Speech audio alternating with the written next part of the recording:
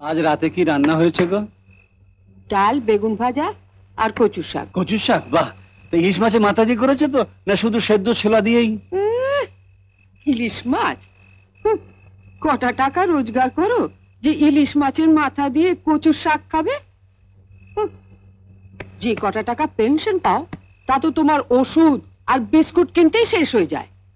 আবার ইলিশ মাছ খাবে? যত বয়স বাড়ছে জিভটাও তত লম্বা হচ্ছে। আমি তো রোজই বলি আমার মাথায় কিছু গল্প আছে, আমি বলে যাব, তুমি লিখে যাবে। আর সেই গল্পগুলো যদি কোনো কাগজের অফিসে পাঠিয়ে দেওয়া যায়, কিছু টাকা পাওয়া যেতে পারে। কি আমার গল্প লিখিয়ে রে? কাগজওয়ালাদের খেয়ে দে কাজ নেই, ওনার গল্প ছাপবে।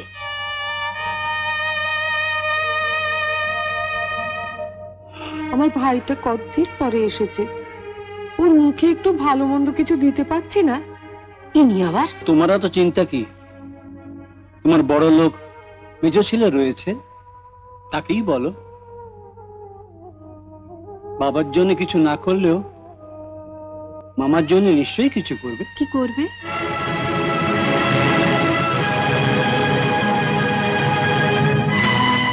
তাই তো ভাবছি, মাসের শেষ, হাতে তো একদম টাকা নেই।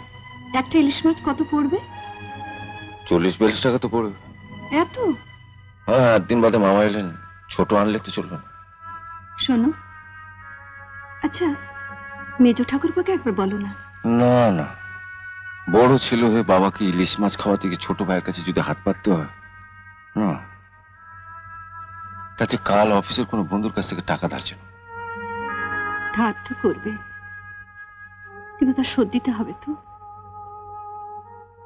যা মাইনে পাও সবই তো তুলে দাও মায়ের হাতে।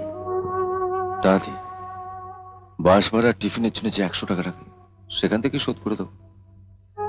কদিন টিফিন না খেলেও চলবে। সারাদিন অফিসে খাটাখাটুনি করবে, টিফিন না খেয়ে। মমতা, আমাদের ছোট ভাই তনু যখন জন্মালো, তার দুধের খরচ মেটাতে বাবা অফিসের টিফিন খাওয়া ছেড়ে দিয়েছিলেন,